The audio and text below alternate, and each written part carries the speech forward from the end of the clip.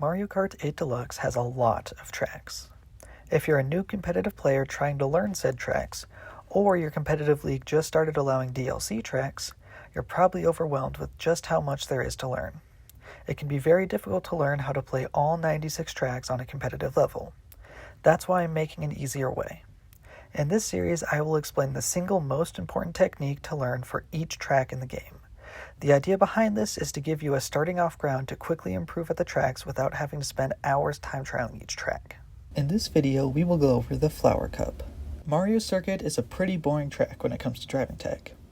While staring around in your boredom, you may have noticed the piranha plants on the track that force you to take a wider drift.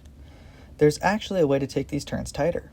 In Mario Kart 8 Deluxe, piranha plants cannot bite you if you're in a speed boost. So, if we release our mini turbo right before we pass into the plant, we can dodge it while taking a tight line. The amount of time this tech saves really depends on which plant you're dodging and which level of mini turbo you're charging, but it's worth knowing as it often saves a bit of time. The most important tech on Toad Harbor is the tram bounce. Driving through the track, there's a bunch of tram cars. If you drive fast enough on lap 1, a green tram will be in the right spot for you to trick off the top of it. This launches you forward and saves a ridiculous 0.6 seconds. It isn't very hard to get the trick on the tram. The hardest part is just getting there in time. If you can manage to get the tram bounce on lap 1, you will have a good lead on your competition going into lap 2. Twisted Mansion uses our favorite goofy tech, glider vectoring.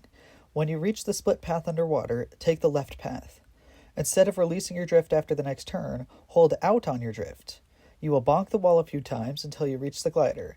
After this, steer back towards your track using your normal glider vectoring inputs. This saves about 0.2 seconds each lap and is very easy to do. Just make sure you watch out for the booze floating around. The final track in the Flower Cup is Shy Guy Falls. At the end of the track, there's a large mushroom shortcut on the right. You may have guessed by now, but we're going to do this shroomless.